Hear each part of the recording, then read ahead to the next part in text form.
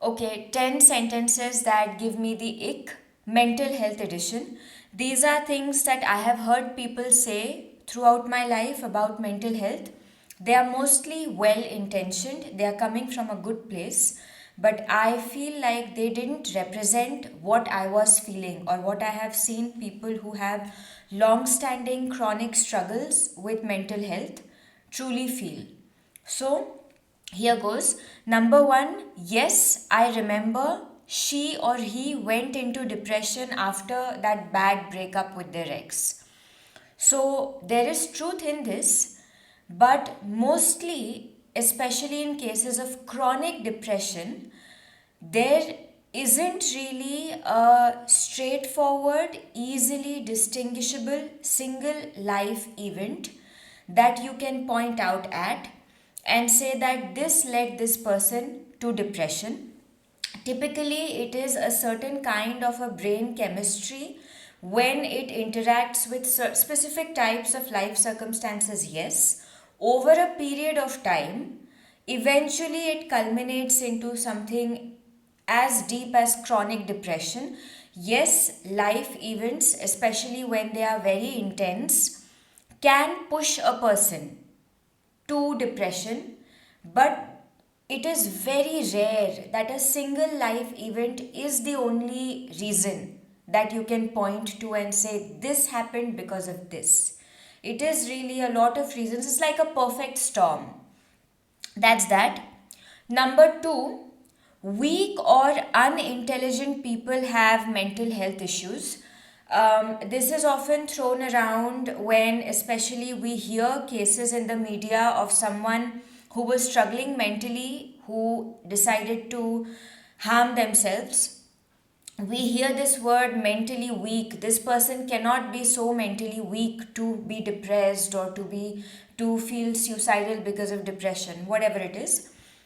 Most authors, writers, poets, scientists, people with the most vibrant and the most active minds throughout history have had some form of a mental health struggle.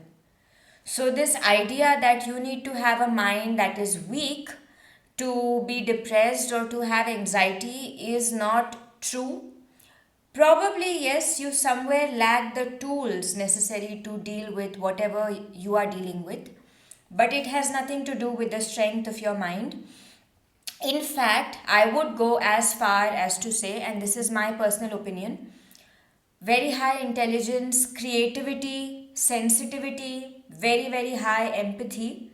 These are things that very often lead to mental health struggles and are precursors of those struggles, because the deeper you see into the world and the more you want to make sense out of it, you cannot make sense out of it, and the world seems very cruel and unfair. So, a lot of the times, it is the sensitivity of your mind which, when it looks at the world outside, that can push you into hopelessness or anxiety or depression. It can happen. That's that. Number three, you overthink too much. That's why you are depressed or that's why you are sad. Now, I get where this statement comes from, and it does come very often from from a well meaning place. But I don't think that you need to overthink to be sad. I think even if you are just a little bit awake in this world, even if you pay just a little bit attention to the world outside, you will find evidence of cruelty or unfairness. In fact, I would say that you have to be almost desensitized. You have to dull yourself down and have these horse blinders on all the time if you don't want to feel any sadness over anything that is happening in the world. So, you don't need to always overthink. I understand overthinking beyond a point is crippling. It's known as the analysis paralysis, where you think so much that you are incapable of taking action, and that is very harmful. But I think even if you're a reasonably sensitive person and you think reasonably well, you will still find enough evidence in the world that might push you to sadness. Number two is that in this context, people often completely ignore the fact that there are a lot of people in the world who simply hate thinking. They hate thinking because it involves discomfort. So they avoid thinking, they become aggressive to people who look like those people are going to make them question their beliefs. That is why people fight so much over religion. And people who don't think enough often end up either perpetuating harm over other people or being complicit in harm that is being perpetuated over other people just because they didn't want to go through the discomfort of thinking. So this is a very important thing which I think should not be ignored. um, Number four, I don't believe in medication for mental health because it only masks the symptoms. uh, yes, a lot of people outside of Scientology also say this, that medication only masks the symptoms and it's not a holistic cure. And I am not going to say that medication for depression or anxiety is a holistic cure, it is not. But people often seem to forget that not everyone has the same starting point in life, right? If you are feeling a little dull or a little lethargic in life, you should start eating clean and going to the gym, and you will probably be fine. If you have been diagnosed with cancer, those things are not going to work. Those things are not going to get you out of the situation. So you need to deal with the cancer first, and then you need to start living in a healthy way. So, in cases where people are experiencing anxiety that is crippling, or experiencing depression that is so chronic, or a lot of people in the world are coming from places where they were abused for years and years and years, so much so that their brain chemistry has changed in response to that external situation, or they are coming from war zones. At that moment, medication is not just necessary, it can be life saving. And once a person is stable enough, they can then pursue more holistic, healthier ways of being, right? Number five, you have nothing to be sad about.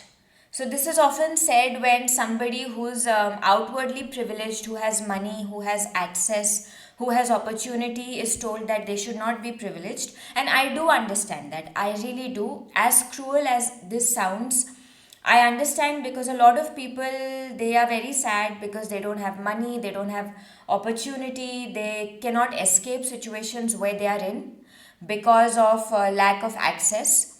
So to be in that situation and to look at someone who has all of this and they are still depressed, it you this can be one of the reactions that you have. But I just want to quickly point out, no art, no religion, no poetry, no painting in the world would exist if all a human heart or a human mind longed for was food, clothing, and shelter. The reason human beings have gone above and beyond throughout their lives, and the reason we do the things that we do, is because we long for something more. We crave for something more. You do not know what this person might be longing for that they do not have access to, or that they believe that they do not have access to. So just respect the fact that you don't know what someone else is longing for. It may not make sense given your context and your perspective. It makes total sense given theirs. Next, everyone feels down sometimes. This is true, again, well meaning but misinformed. When you have a normal fever, your immunity goes down. And when you are HIV positive, when you have AIDS, also your immunity goes down. But those two are not the same things. So, normal sadness and depression are that different. Although they might look like they are made of the same thing, that same thing becomes something much bigger, much more chronic, much deeper, and much more sinister and lethal, because it can eventually take your life. Next, surround yourself with your loved ones. Now, I do understand this completely and I appreciate the sentiment. And I will say that if you are depressed and you can find, and sometimes when you are very lonely or when you are struggling mentally, you don't feel like being alone. So even a person's physical presence around you might help, even if they are not able to emotionally get where you are coming from. And if you are able to access such a person who can be just physically present around you, please do it by all means. It is a wonderful blessing. But a lot of the times people don't have that available to them, and something that people often seem to forget is that no one in general has the time or the patience or the desire to be around someone who's deeply sad. When you are visibly suffering, when it's very visible, it's very obvious that you are suffering, it makes people very uncomfortable. Even people who love you, even people who kind of care about you or like you, it makes people uncomfortable. So either they are not going to want to deal with it, or they are going to try to push you to feel in ways that are more comfortable for them to deal with. So it might not help. This is the era, I believe, of performative empathy. Oh, let me know how you feel, let us know if you need something, if you ever feel low, call me. Sometimes people mean these things, which is great. A lot of the times these things are said because it's the polite thing to say, but people don't like to be around people who are suffering. That is a truth, and that is okay. So, it's a lot more pragmatic to tell people that they are free to deal with this thing that they are feeling in their own way, in a way that makes them feel better, rather than to be pushed to be around people who might sometimes make things worse for you, or sometimes who might not even be willing to be around you. Number two is, these loved ones, with all due respect, are sometimes the reason why people are in depression. These people are in depression. There is a movie by Richard Gere. His character was called Isaac Barr, but I forget the name of the movie. And in that movie, he says, I'm paraphrasing, like I don't remember exactly. The real sick people, they don't go to psychiatrists, the victims of those sick people do. So, a lot of the times when you are coming from families where mental dysfunction is so deeply rooted that the person who is at the center of that dysfunction is not aware at all of that dysfunction, they are never going to seek help. Their victims, sometimes their spouses, and most of the times their children, are the ones who are going to seek help. So, this loved one's advice, well intentioned, not pragmatic, not doesn't always work. Next, you look, you don't look depressed. You don't look depressed. This sentence just tells me that your understanding of depression is completely out of the movies, because almost no one who is depressed ever looks depressed. We all have a mask that we put on when we have to face people. I could be having the worst mental breakdown, and this applies to a lot of people, an intense mental breakdown, but the moment there's a knock on my door or the moment someone video calls me, I automatically smile. So it's a switch. I do not know how to carry that face to people, that face of me being depressed. And this is many people, if not almost everyone. So you don't look depressed is a very weird thing to say. There is no particular look that defines depression. Next, Social media is causing depression amongst young people. I get where they are coming from. With social media, there's a lot more comparison. But then at the same time, there's also a lot more possibility of you finding people who are in the same boat as you. So it's both. Social media is also a wonderful educational tool.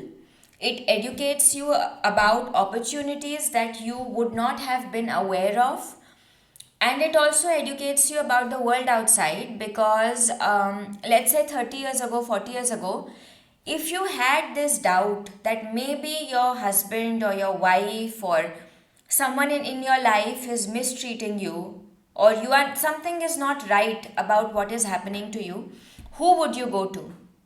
You would go to people in your own circle who are probably also complicit in what is happening with you, and they are never going to tell you that what is happening with you is wrong.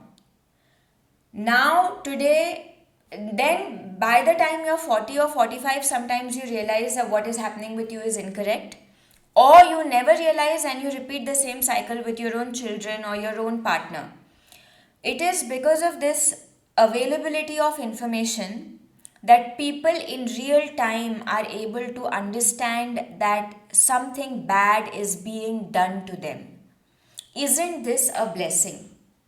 Let's also look at the positives. A lot of people live alone in today's times.